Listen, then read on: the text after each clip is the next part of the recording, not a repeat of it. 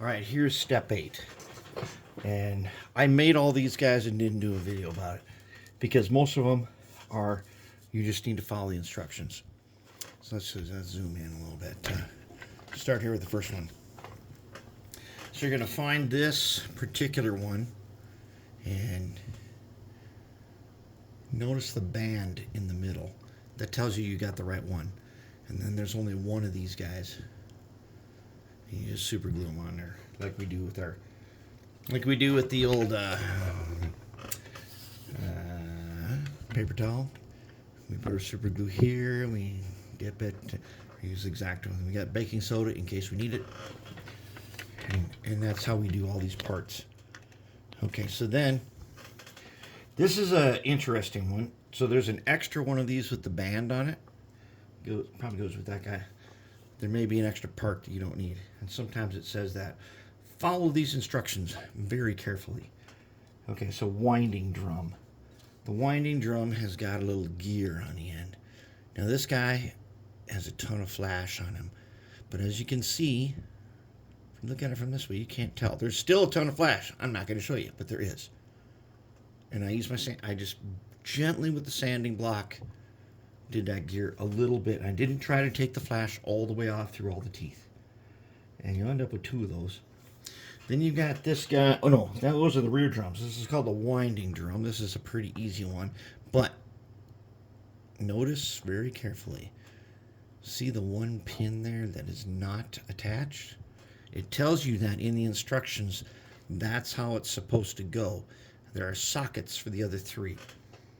That's how that guy goes. Then you got the center drum. The center drum ends up with the guy on the end of him like that.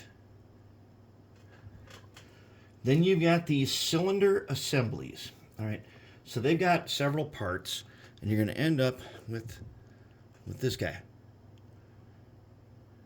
Okay, and as you can see, he ain't perfect.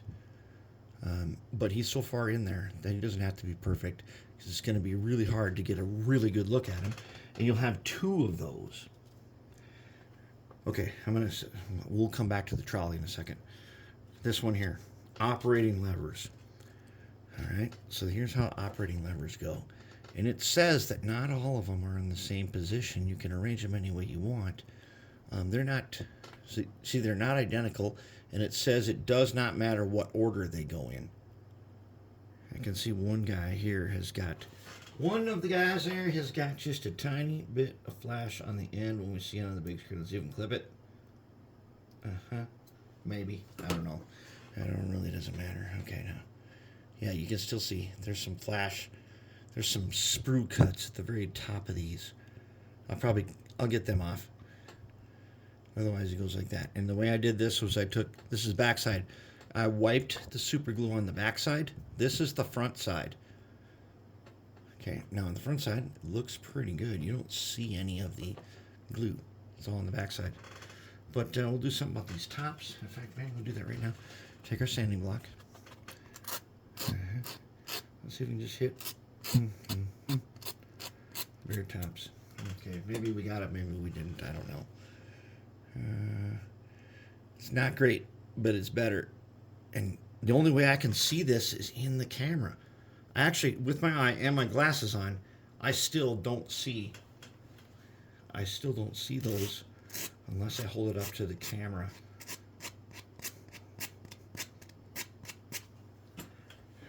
How about now?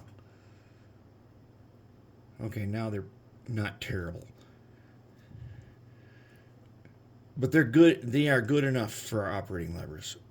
That's not bad. Okay, so that's the way it looks from the front side. And it tells you right in the instructions right there. Now, this guy was the one that really threw me. The trolley. Okay, let's take a look at this trolley here.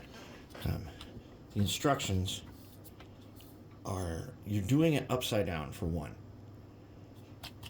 And I had to go look at another one that is still in the package to figure out if I was doing this right.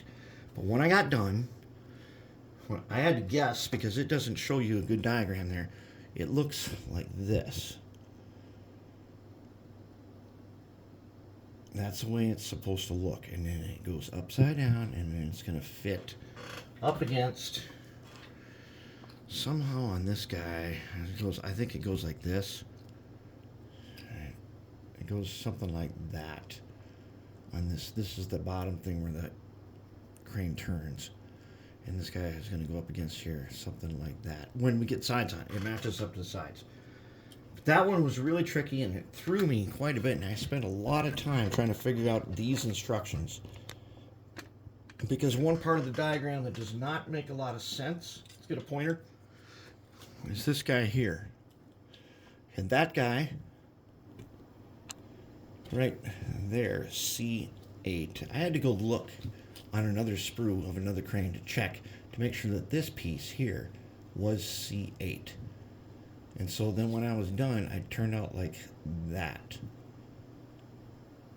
And I think that's correct. I've looked at other models and stuff that other people have done, and I think that is the correct way to get the trolley.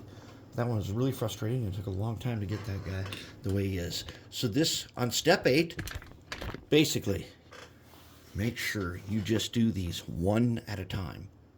Just one. And make sure you've gone through each one and made sure it was exactly the way it's supposed to be. And see, now you can see the flash right there. See behind? But from this side, it looks pretty good. Okay, that being said, okay, so that's step 8. Now, what I found, and we'll look here up here on the big screen. This is a picture of one of these guys from somewhere, but I found a video somewhere where I got wrecking crane, X7. Yeah. Okay, here's the video. As you can see, it's called,